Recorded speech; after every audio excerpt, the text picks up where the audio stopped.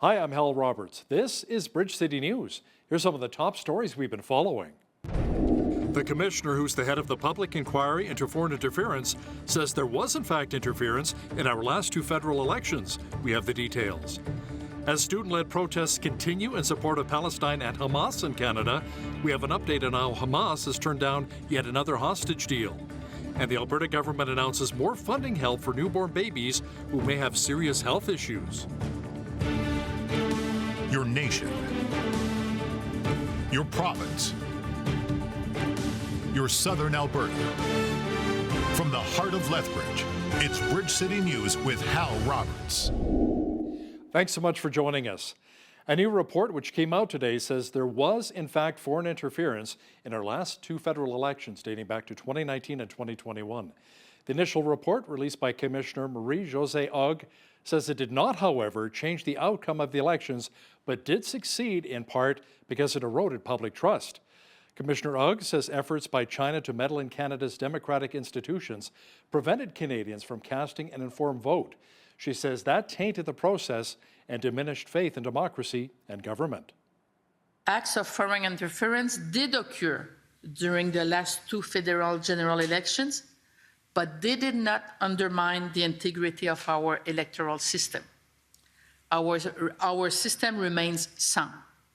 Voters were able to cast their ballots, their votes were duly registered and counted, and there is nothing to suggest that there was any interference whatsoever in this regard. Nor did this foreign interference have any impact on which party formed the government in the two most recent elections. Nonetheless, the acts of interference that occurred, some of these acts have been established while others remain only suspected, are a stain on our electoral process and impacted the process leading up to the actual vote. Now, being that there was, in fact, foreign interference in the last couple of federal elections, Democratic Institutions Minister Dominic LeBlanc was asked if this shows a failure by his government to protect the integrity of those elections. I have full confidence in the security apparatus of the Government of Canada and the work of the RCMP, in the work that the Security Intelligence Service does. I think the police operation that you see ongoing today confirms that the RCMP take these matters extremely seriously, but questions with respect to particular links or non-links are properly put to the RCMP. Conservative critic for foreign affairs Michael Chong was asked for his reaction on the first report of the public inquiry into foreign interference. MP Chong says even though the interference did not impact the outcome of the elections, it could have had an impact on the riding level. Commissioner Hogg specifically concluded with respect to Mr. Dong's nomination in Don Valley North that the suspicion that Beijing interfered in Mr. Dong's nomination was well-grounded and that this is significant because it could have determined the candidate who was elected to Parliament. She also concluded that Mr. Trudeau told her that he did not veto Mr. Dong's nomination because it would have direct electoral consequences, because the Liberal Party was expected to win Don Valley North, and she questioned why the Prime Minister did not take action as he said he was going to do after the election. Ontario Conservative MP Eric Duncan blasted the Trudeau government in the House of Commons today on its policy of hardcore drugs in British Columbia. Duncan says inaction by the federal government has led to even more lives being lost on the West Coast. Heroin shot up in parks, on buses, and even at Tim Hortons in Maple Ridge. Nurses having meth smoke blown in their face. Parents in Abbotsford scouring sports fields before their kids' games to make sure there's no needles and syringes around. But it gets worse. The Prime Minister won't even rule out expanding this to cities like Montreal and Toronto that have asked for the same craziness. Why won't they clearly give a date and frankly just end this failed policy now in BC and never expand this anywhere else in Canada? Ever since the Canadian Charter of Rights and Freedoms was born 42 years ago, Canadians have had confidence that their federal government will respect their charter guaranteed rights and freedoms. Now, the Conservative Party Party will not say they have promised to tear up the Charter of Rights in matters of criminal justice. Now, where will they stop? They have not ruled out extending it to reproductive rights. They have not ruled out extending it to the rights of people for a fair trial. Where will these Conservatives stop when it comes to ripping up the rights of Canadians? Federal Environment Minister Stephen Guilbeault says Canada's greenhouse gas emissions in 2022 were lower than they have been in 25 years. Now, he says that does not, however, include the pandemic slowdown period. This updated report shows significantly lower emissions by 44 million tons than our pre-pandemic levels. That is the equivalent of removing 13 million vehicles from our roads. In fact, emissions are at their lowest they've been in 25 years, with the exception of 2020 and 2021 during COVID. And today's NIR shows that the expected 2022 emissions rebound has actually come in below the levels that were predicted both by the Government of Canada and the Canadian Climate Institute. This is thanks to the most comprehensive and sustained series of climate plans from any federal government in Canada's history. Most recently, the sector-by-sector 2030 emissions reduction report. We need everyone to help drive down the emissions that are already fueling costly climate impacts, like wildfires that damaged so much of Canada last year and threatens to do so again this year. That's why we cannot pause or start throwing environmental measures overboard in the pursuit of short-term partisan gain. Alberta's Environment Minister reacted to the news that Canada's greenhouse gas emissions a couple of years ago were at their lowest in a quarter of a century. Rebecca Schultz says even as oil and gas production increased in Alberta, our total emissions went down. In an email release, she said, quote, "This shows that the Alberta approach is working. Emissions are declining in oil and gas, and we're seeing major investments in hydrogen, nuclear, geothermal, carbon capture, and other innovative technologies needed for the future." She says we are a global leader in responsible energy development and could be doing even more if the federal government came to the table. A number of pro-Palestinian and pro-Hamas supporters have set up an encampment at the University of Toronto. One of the student organizers actually listed her group's demands for the university. We have three core demands. The first is for the university to disclose all of their investments. The second is for the university to divest from Israeli apartheid. And the third is for the university to terminate all partnerships with Israeli academic institutions. We are joining students from across North America. As far as I know, there's been 120 encampments at universities across the U.S. There's also one happening at the University of British Columbia, one at McGill, now one here at the University of Toronto. But it's important to note that these didn't start now. Students have been demanding divestment from Israel since 2006 at the University of Toronto. And we ourselves held an occupation of Simcoe Hall, the Mayor Gertler's, our president's office, which is actually right behind us a few weeks ago. And we were met with a non-answer, which is why we decided to escalate and be here today. And so we, will continue to make these demands until the university divests from Israeli apartheid. The report surfacing that Hamas has rejected the latest deal to release hostages in Gaza. According to TBN Israel correspondent Yair Pinto, the terrorist group shot down the Israeli proposal and crafted a new one of their own that Israeli government officials say is completely unacceptable. First step would be the release of 33 abductees, hostages, including the sick and elderly. This would be accompanied by a temporary ceasefire with the possibility of an extension. Then 20 security prisoners being held in Israeli jails will be released in exchange for each hostage, and after that, 40 security prisoners will be released in exchange for every female soldier. But Hamas is also making demands that Israel simply cannot accept. They include the complete and permanent ceasefire, full withdrawal of all IDF troops from the Gaza Strip, and an unconditional return of Gazan residents to the northern part of the Gaza Strip, including Hamas terrorists who operated there before October 7th. Praying for that war to come to an end very soon. Well, we had sunshine mixed with clouds today and a little bit cooler here in southwestern Alberta. Jeanette Rocher is now with a quick peek at the forecast. Jeanette, we enjoyed some liquid sunshine the past few days, but it appears as though a warmer, dry weekend is shaping up. Well, yeah, clear sky Saturday, so lots of sunshine there before heading back into cloudy conditions on Sunday and into next week. Also, tomorrow, seeing that lovely high of 14 degrees, which is not bad at all for this time of year. We're staying right within that seasonal range. Also a bit windy. We're looking at 20 to 40 kilometer per hour winds. And then overnight this evening could still see a 30% chance of showers tonight with an overnight low of -2. I'll be back later in the show to tell you how next week's forecast is shaping up, and I will give you a spoiler alert. We could see a bit more rain next week. Great. Thanks so much, Jeanette. The Alberta government announced new investments in women's health research from the province's latest budget.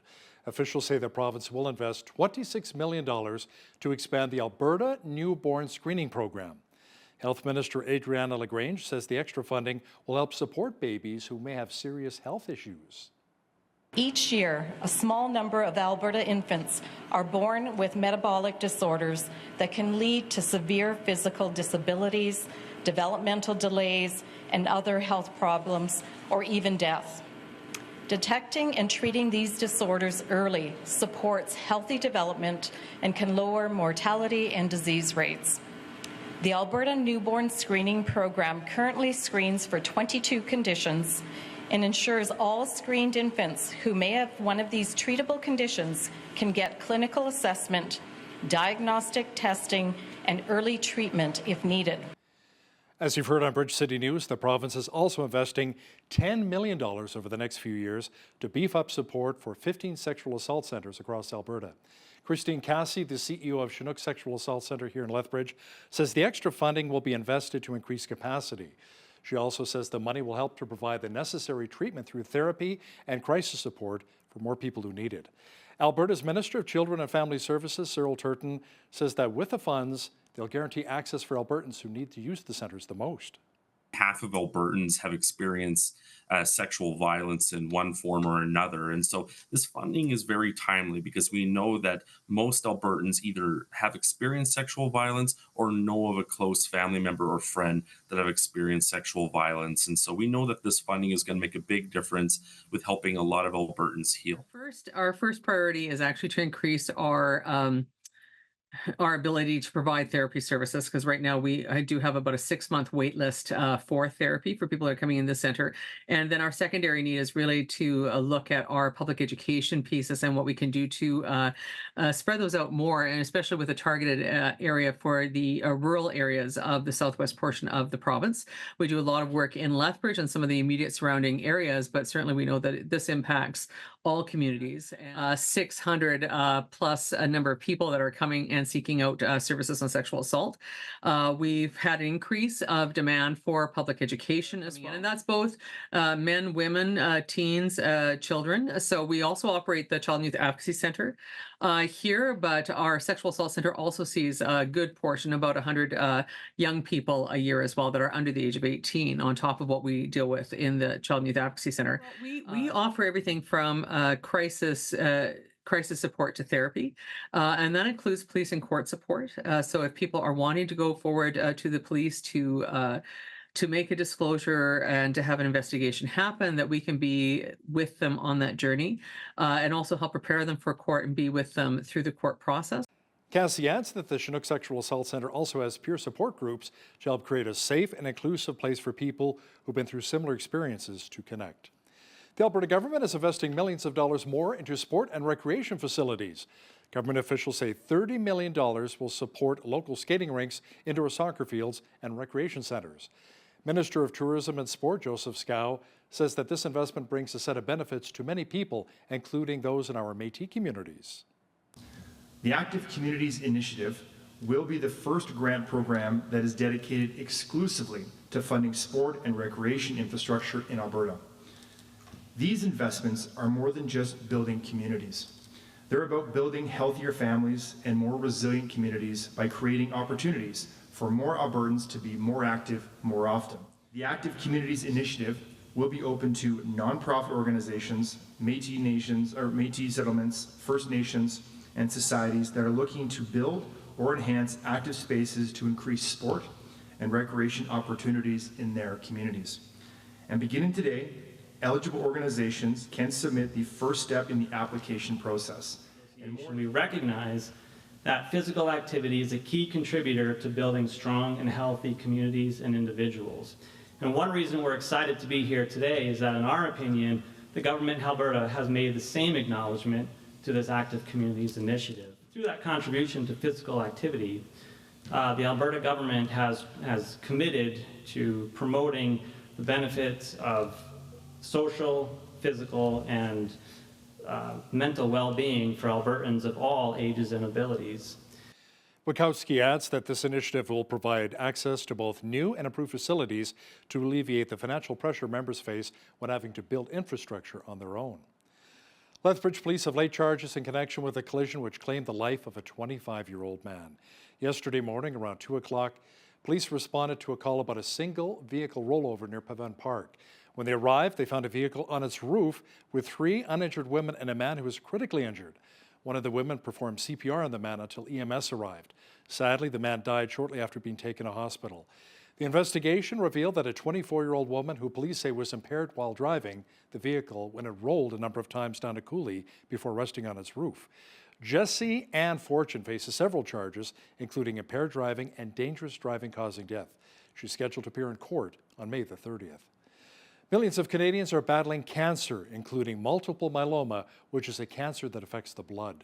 There are various treatments available, but unfortunately, no cure as of yet. Brian Treadwell, a local journalist and leader of the Lethbridge Myeloma Support Group, shared a little bit about his own journey with multiple myeloma. I have to give credit to my family physician. He was tired of seeing me complaining about always being tired. So he finally said, I've got to send you to Dr. Benke. And my hematologist sent me up to Calgary with a battery of tests. And I went back to see him for the diagnosis. And he came in and sat down beside me and took a deep breath and said, you have multiple myeloma. So I just went, okay, so what do we do next? Hear more about Brian Treadwell's journey battling multiple myeloma in an interview with BCN's Naveen Day coming up later in our broadcast. Grandparents play an important role in any family. Now, being part of their grandchildren's upbringing is exciting, and understanding when advice and help are welcome by the parents is important too. Tim Symes, seniors pastor from the Evangelical Free Church in Lethbridge, has more. You have to measure your relationship with your own children to know what your own role is. If you have a great relationship with your children, then you have a wider role. If they're a little more reticent or don't want certain direction or advice, then you have to find your place and do what you can, but don't cross lines so that you create a friction or just a distrust in that way. So it's different in that context. Make sure you catch my full interview with Pastor Tim Symes, seniors pastor with the E-Free Church here in Lethbridge, coming up later in our program. Well, it was nice to see some sunshine mixed with clouds again, and that the snow clouds seem to have left us for now. But how's the weekend looking so far here in southwestern Alberta? Full weather details are coming up.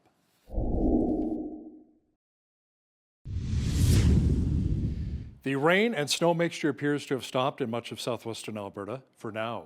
Jeanette Roche is now with all of the weather details. Jeanette, it appears as though we may be seeing much drier conditions as the mercury will be climbing just in time for the weekend. Yeah, that's right. Some beautiful sunshine in store for us on Saturday, seeing a lovely high of 14 degrees and clear skies. Before we get more clouds start to roll in for the rest of that week there, down to 10 degrees on Sunday with mainly cloudy conditions. Same thing for Monday, lots of clouds, but up to 14. Now that rain will begin again Monday evening and last right through Wednesday night. So there you go. We need the moisture, and there it is. Tuesday, high of 6 degrees, high of 10 on Wednesday with those showers right through until Thursday, and then we're going to see that increase in temperature there up to 17 degrees on Thursday with that mix of sun and clouds. So the average high for this time of year is 16, average low 2. 28 was our high temperature on this day, and the record low was -8. That happened back in 1956. Sun rose this morning at 6:04, and our sunset this evening at 8:54, giving us 14 minutes and 50 minutes of daylight, 3 minutes longer than we saw yesterday. On the west coast tomorrow, we are seeing a chance of showers in Victoria. Also some 30K winds near the Wanda Fuca Strait there, 16 for a high. Vancouver seeing a high of 17 with showers in the morning. Clear skies in Edmonton tomorrow, high of 14 degrees. And same thing for Calgary, seeing mainly clear skies. Could see a few scattered clouds in the afternoon, but that high of 14 degrees as well. As we get into the rest of the prairies, we are seeing a 30% chance of showers in both Saskatoon and Regina tomorrow.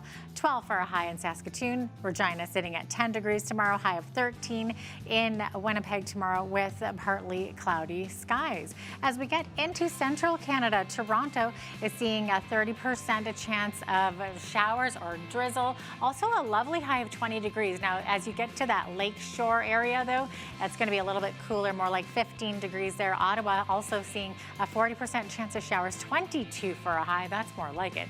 18 for a high in Montreal with scattered clouds. As we get into Atlantic Canada, Fredericton's high tomorrow, 16 degrees with a mix of sun and cloud. Now Halifax seeing a 30% chance of showers or drizzle, high of 13 degrees, 10 for a high in Charlottetown. Also seeing drizzle and showers as well. And then a 60% chance of drizzle tomorrow in St. John with a high of 5 degrees. So there you have it. That is your forecast. A new potato processing facility will be built in our province. The Little Potato Company announced that they'll begin construction on a new $39.5 million facility in Nisku, located just outside of Edmonton. Officials say the new facility will double the company's capacity to double its processing to 125 million pounds of potatoes annually. They say 70% of the product will be exported to the United States, boosting Alberta's reputation as the third largest agri-food exporter in Canada. A banking analyst says TD Bank Group could face fines well above the $500 million to $1 billion that many investors have anticipated as it faces multiple U.S. money laundering investigations. The Wall Street Journal reports the investigation is focused on how Chinese drug traffickers allegedly used TD to launder at least $653 million U.S. and bribed TD employees to do so. TD says criminals constantly seek to use banks to launder their money, and its U.S. anti-money laundering program did not effectively thwart these activities. National Bank analyst Gabriel Duchesne says the severity of the allegations means that TD could also face more severe regulator-imposed limitations on its business activities. TC Energy's profit was down in its first quarter compared to last year. Now, the Calgary-based pipeline operator is reporting a profit of $1.2 billion. That is down from $1.3 billion in the same quarter last year. Revenue for the quarter increased from $3.93 to $4.24 billion. The results came after TC Energy announced a deal to sell its Portland natural gas transmission system to BlackRock. It also announced an agreement to sell its Prince Rupert gas transmission project in British Columbia to the Nisga'a First Nation and its partner, Texas-based Western LNG. Now, here's a look at today's markets. The TSX was up 124 points on the day to finish at 21,947. The Dow was up 450 points to 38,675.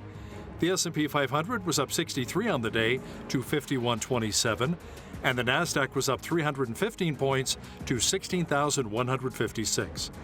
West Texas Intermediate Oil was down 84 cents to 78.11 U.S. per barrel. Natural gas was up 11 cents to 2.14 U.S. Gold was down 2.09 on the day to 23.0174 U.S. an ounce, and silver was down 12 cents to 26.56 U.S. an ounce. Feed wheat is at $8.92 per bushel, barley's at $6.42, canola's at $14.60, and corn is at $7.97 per bushel. Live cattle June contract was down 13 cents to 176.68. Feeder cattle were down 30 cents to 243.30, and lean hogs were down 65 cents to 92.43. The Canadian dollar was down slightly over the past 24 hours to 73.07 U.S. Recapping one of our top stories, the Alberta government announced new investments in women's health research from the province's latest budget. Officials say the province will invest $26 million to expand the Alberta Newborn Screening Program. Health Minister Adriana LaGrange says the extra funding will help support babies who've had serious health issues. Being a grandparent can be rewarding yet challenging. Tim Syme, seniors pastor with E-Free Church here in Lethbridge, will talk about some of those challenges grandma and grandpa face. That's coming up shortly. Listen, when you see news happening in your community, be sure to send us an email at info@bridgecitynews.ca. Also visit our website anytime to check out a number of stories and interviews.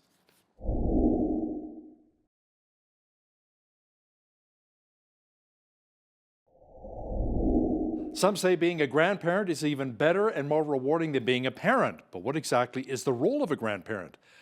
How and to what degree should we be involved in the lives of our adult kids and our grandchildren? Joining us to chit-chat a bit about it is Tim Syme. He's the seniors pastor at the Evangelical Free Church here in Lethbridge. Pastor Tim, welcome to Bridge City News. Thank you. Good to be with you. So is being a grandparent really as good as it sounds? I mean, Lord willing, I'd like to be one day. What was the experience like for you when you first became a grandparent? Oh, yes, it's as good as they advertise. You have all kinds of different experiences, but we have a situation in our life where we really have a building faith legacy. So it's easier, for sure, to be grandparenting in that kind of a context. It doesn't always work that way, but we had 12 grandchildren, and then our children decided to adopt 2 from other countries, so we went to 14. Now 6 of them are married, so we're at 20. So we need a permit when we get together. Christmas must be pretty amazing at your home then, you know? It's pretty chaotic, but a lot of fun. Do you have any favorite memories or special times with some of your grandkids you'd like to share? Oh, it's just that investing yourself in their lives and their events, I think, would be the greatest thing. I don't know how many times we've sat out in the cold and wind and snow watching a football or a soccer game or a baseball game with the grandkids, but you're investing in their lives, and your presence makes all the difference in the world. And we just decided, whatever it takes, we will be there. We will support them if possible. And those have been great investments for us in our grandkids' lives as they were in that season of their own lives. Investing in the kids and the grandkids, absolutely. Pastor Tim, from your experience, what would you say is the major difference between a parent-child relationship versus a grandparent-grandchild relationship? Well, the first thing you have to remember is you're not the parent.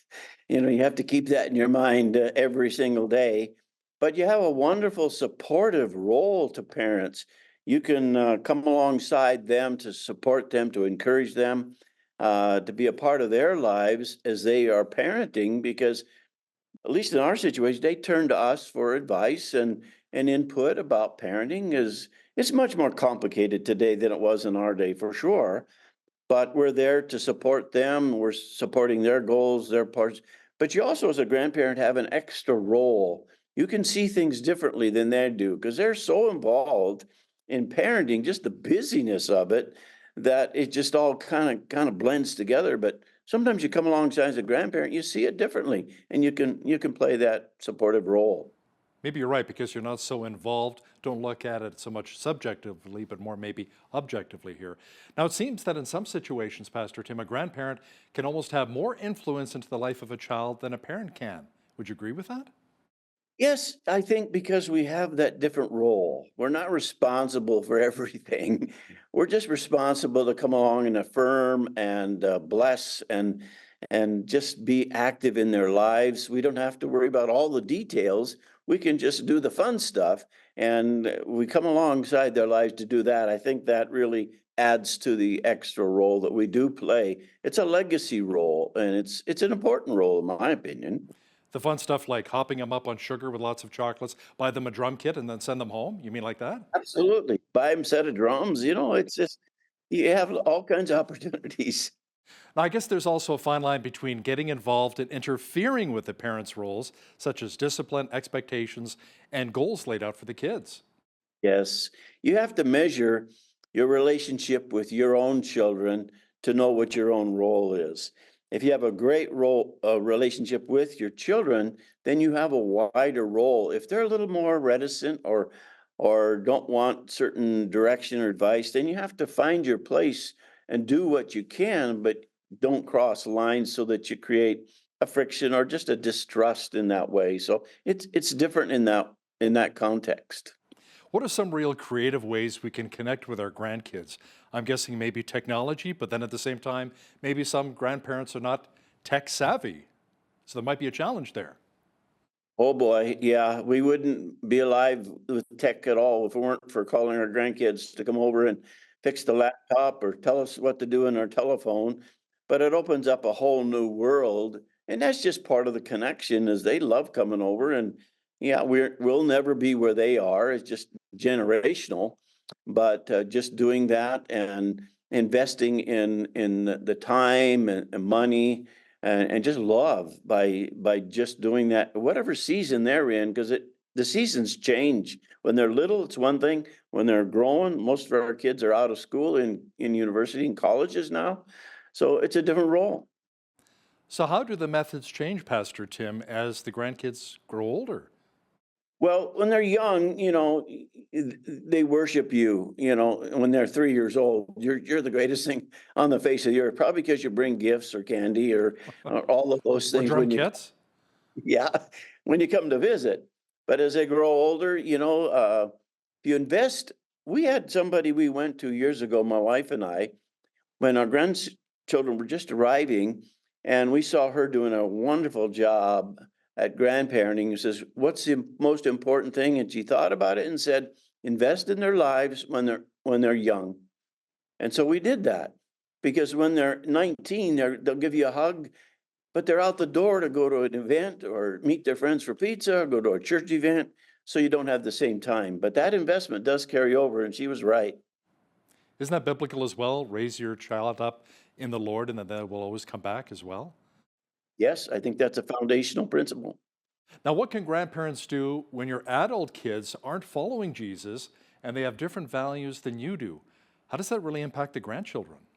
Well, that is such a common thing right now that even though it isn't a part of our experience at this point, many of our friends have that. There's a huge resistance to the faith from their kids, and that affects their role with the grandkids for sure. And you have to be really creative and a lot of communication as to what can you do and not interfere. But, even though we're shut out sometimes, God isn't shut out.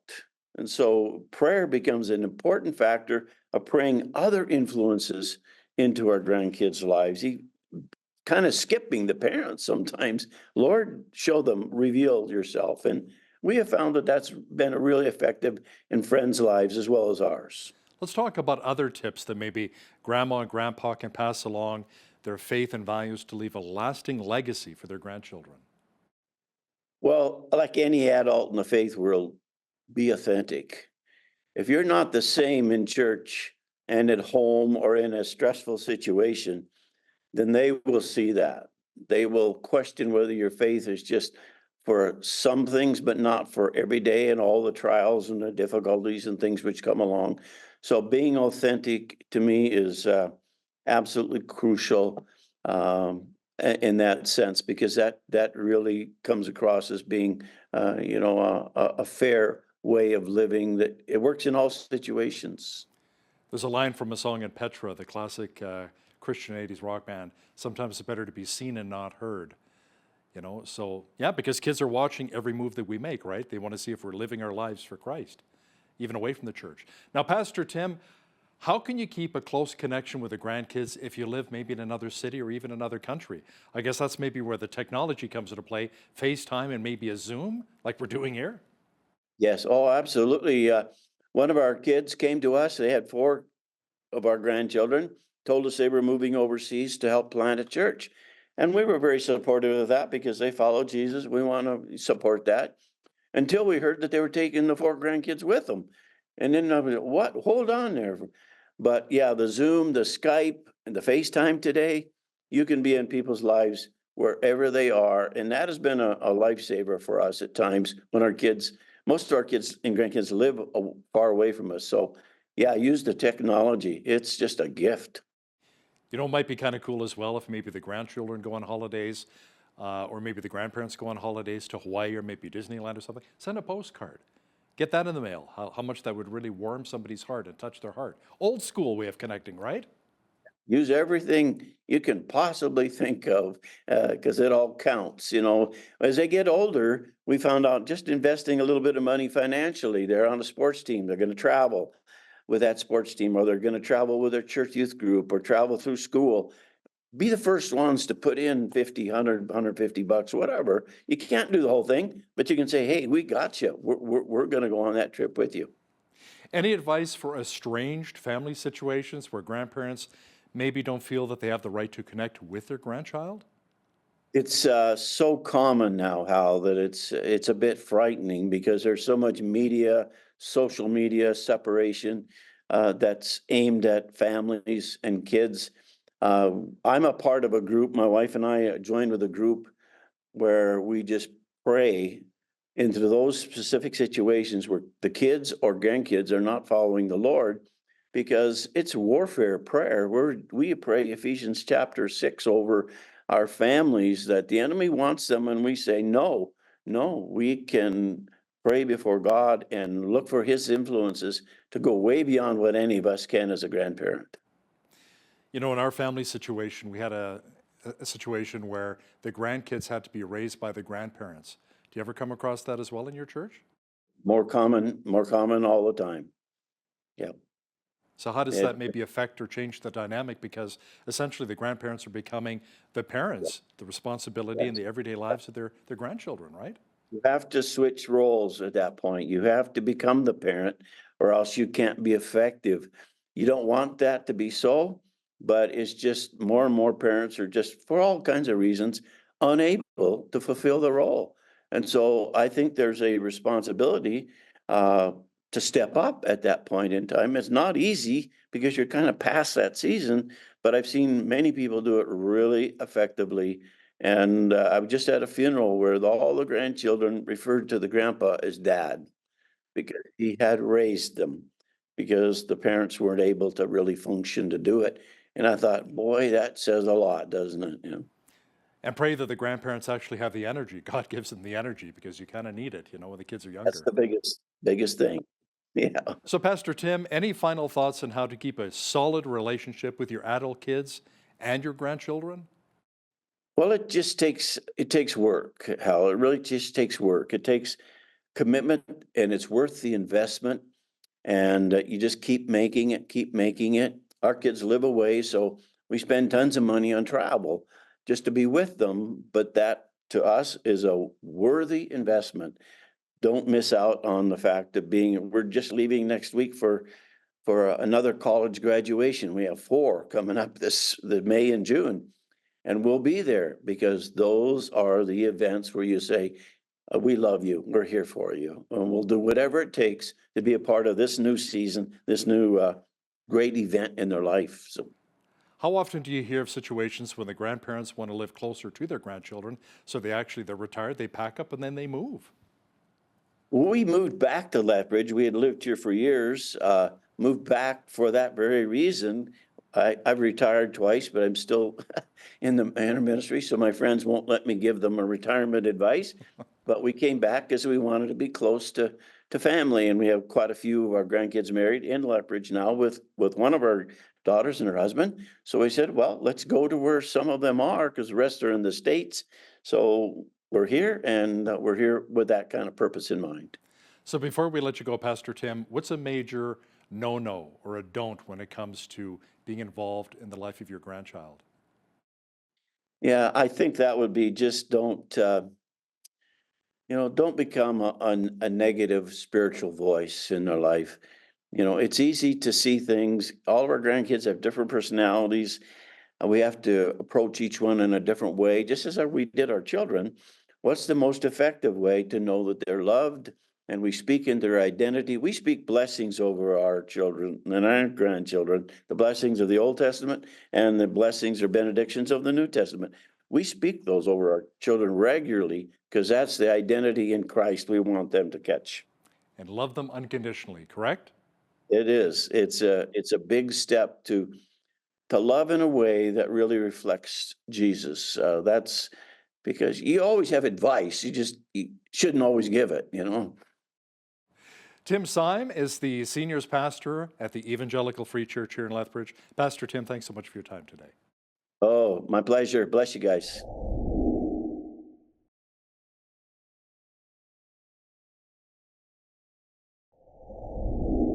Today, we're going to learn more about this type of cancer and what kinds of treatments and supports are available. Our guest has battled myeloma himself and is the head of the Lethbridge Myeloma Support Group. He joins us here in the windy city of Lethbridge. Brian Treadwell, welcome to Bridge City News. Thanks, Nav. Thanks for inviting me to Bridge City News. Great to have you on. So, Brian, can you explain to our viewers what myeloma is and how Canadians are battling this disease? Okay, first of all, let's answer the second question first. Though classified as a rare disease, myeloma is the second most common form of blood cancer. In 2022, nearly 4,000 Canadians were diagnosed with myeloma, and currently 11 Canadians are diagnosed every day with the disease. Wow. Yeah. So as far as myeloma itself, and here's the medical part, and I don't want to get too medical on it, but it's a blood cancer associated with the abnormal behavior of uncontrolled growth of plasma cells. That's the white blood cell. Plasma cells are made in the spongy part of your bone, and they're an important part of your immune system because they produce the antibodies. Okay, in myeloma, too many plasma cells are produced and they crowd out the good cells like red blood cells and platelets that our body needs to keep us healthy. And when you have numerous areas in your body affected by these growth, the disease is called multiple myeloma. Oh, okay, that makes sense. And so what are the symptoms of myeloma then? Okay, some of the common primary symptoms are bone pain, anemia, extreme fatigue, reoccurring infections, and kidney problems. However, anything unexplained should be referred to your doctor so he or she can refer you on to a hematologist. And those people are the ones that make the specific diagnosis. And is there a known cure? No, currently it's incurable. However, great strides are being made in increasing both the quality and quantity of survivability of diagnosed patients. A decade ago, the survivability was about 5 years, but now with research and new drugs and treatments, people are living 5, 10, 15, 20 years and longer past their initial diagnosis. So that's the good news. That is some good news. And what kinds of treatments are available and which kinds of treatments seem to be having the most success? Okay, because myeloma is, well, I call it a designer disease. It designs itself around you. Your medical team will decide what's the best treatment for you. It's all depending on your age and your other health factors. You may have a stem cell transplant or not. I had a stem cell transplant, and since I had a stem cell transplant, even the protocol has changed for treatment then. So treatment is always changing for the better because they find all sorts of new things, new ways of treating it. So it's an ongoing process. So I can't tell you exactly what it's going to be. Well, I mean, so you're a myeloma survivor yourself. So can you just tell us what life with myeloma is like? Well, as far as treatments go, what are having the most success? Well, stem cell transplants, CAR T therapies. Your doctor sort of gives you a designated treatment plan to put the cancer cells into remission. And that's the best possible way because it's incurable. The best place to get is to have it go into remission. And therapies evolve. Treatment works for a period of time that you're in remission. But then cancer, it's smart. It adjusts itself to those drugs and it says, okay, I'm used to it, so now I'm going to grow again. So then you become what they call relapsed. So the doctors have to go and find a new drug to go on and put you on. And you go on that for a while and go back into remission. And then the drug gets smart again, or the cancer gets smart again and says, okay, I like this, I'm going to grow again. So this dance goes on and on and on until you know, get back in and you run out of known drugs and you're put into what they call refractory because you're at the end of the line. So what happens then is your team has to look for drug trials, which aren't approved, you know, by Health Canada. It's not a known, you know, produced, but it's done at universities and specific things like that. So you hope to get on drug trials, and a lot of people are on them, and their survivability is increasing again. So it's an interesting dance. Here in Alberta, the University of Calgary has world-class researchers, and they're coming up with some great new drugs. And I have one lady in our group that's been on there for about 5 years with a trial drug, and she was initially on palliative care, and she's gone to just blossoming on this trial drug. Wow, She's amazing. doing really well. So that's giving some great hope. And going back to living with myeloma, in your experience, was there pain, discomfort? Well, for me, yours truly, I have anemia, which gives low hemoglobin. So always being tired, and you know, that's no fun. Of late, I've been dealing with having to go in for blood transfusions, and so it's an interesting dance. I had a stem cell transplant in 2021, and there's a whole battery of tests that lead up to going through that. And your doctor has to decide whether you're a good candidate for having a stem cell transplant. It's based on age and your health factors again. Now they're treating based on that whether you have a stem cell transplant or whether you don't, and your drugs that you take um, are adjusted specifically for that. So as far as day-to-day life, uh, there's good days, there's bad days, there's in-between days. So you just, as Christy Lane sang, one day at a time. One day at a time. Yeah. Now, do we know anything about what causes myeloma? That's a good question. Everybody asks what causes it. We really don't know. We really don't know. Some say the environment, others say it could be pesticides. We're not really sure. No. The cure, that's what we're after. Absolutely. Now, are there any ethnicities or age demographics who are more susceptible to getting myeloma? Well, the median age for diagnosis is 65, though I've heard as young as 35. Primarily, it's 70s and 80s that get diagnosed. And there's more of a prevalence for Asian and Afro-American heritage. So it can be anybody. Let's face it, it can be anybody.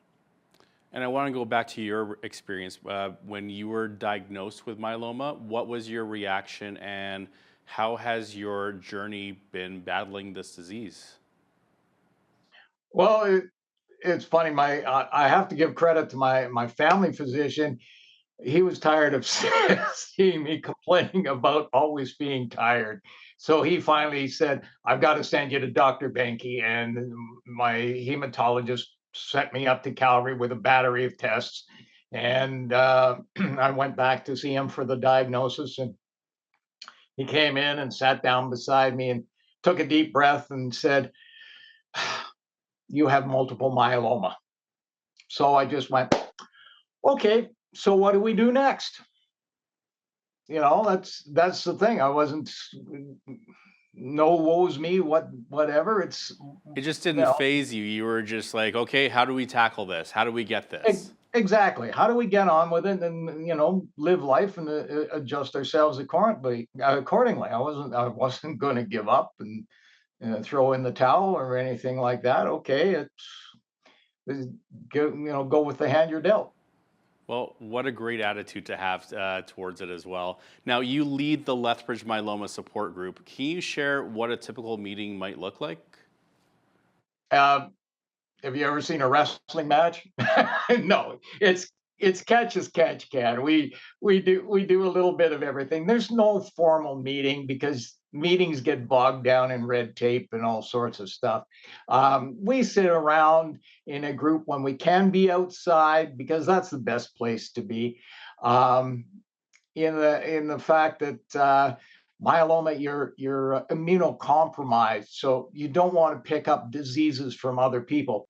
In the winter months, yeah, Zoom is the preference, but we'll go to Timmy's and sit around and have coffees and things like that. But we'll go down to Henderson Park and sit around and share stories. The thing is, it's just being able to mix and mingle with people who share the same disease, and we all talk about how we react differently to the same drug. Because, as I said, it's a designer disease. We all react differently to the same drug that we're given.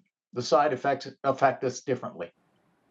And to what degree does myeloma affect the way one lives their lives day to day? Like, are there certain things you need to avoid? Are there certain precautions you need to take? You talked about masking and being immunocompromised. It's frustrating because at times you can't plan things. Um, the way you adjust is the way it's individual. You'll hear a different story from each person that you talk to that has myeloma. Some are going on as if there's nothing wrong with them, and that's a great attitude, and that's good, you know. So you just have to watch what you do. Um, we're not skydiving because it involves your bones and things like that. Some of us don't ride bicycles or do things that will cause us, that will fall off, and hurt ourselves. Or, as I said, I'm not going in the wrestling ring, and we're not doing anything like that. Um, Plans change. As I said, if you're not feeling good, it's okay to stay home. And you're when you're in doubt, talk to your doctor, talk to your medical team. They'll tell you what you should do or you shouldn't do, and talk to a dietitian if you need specific things you need to adjust for your diet and things like that. Now, this doesn't look like it affected you based on the way you responded to being diagnosed, but is it common for depression to set in? And what advice can you offer to help prevent this from happening? Oh, yeah. Uh, I'm an old broadcaster, so I've got almost 40 years of faking it till I make it. Okay. I can get behind the microphone and sound like I'm on top of the world. But behind and underneath, it's a completely different story. It's like a duck in the water. um, but, any life changing thing like diagnosis like that, it's bound to change your psyche. I admit every now and then I have a little pity party, but you've got to keep a positive outlook. Absolutely. Surround yourself with positive people. Read positive things, listen to positive music. Don't go on the internet. Oh, the internet, it's the bane of people with diseases because you get so much misinformation out there. Um, and I'll say more about that in a moment. But the disease hasn't robbed me of my sense of humor. Maybe you haven't caught on to that, but Monty Python's, always keep on the sunny side of life. Life You've ever with seen the Brian. video for that? Yeah. And any final thoughts on winning the battle against myeloma, and any final thoughts in general? You were talking about misinformation. Yeah. I always say to anybody I talk to, if you're going to go on the internet, go to Myeloma Canada's website, myeloma.ca. That's where you're going to find the most current information about myeloma. It's been rebranded and refreshed, and it's got the most current information, research, pamphlets, YouTube videos. It's just chock full of things. It has contact information. We have over 45 support group network groups across Canada. So whether you're in Sydney, Nova Scotia, or out in Tofino, BC,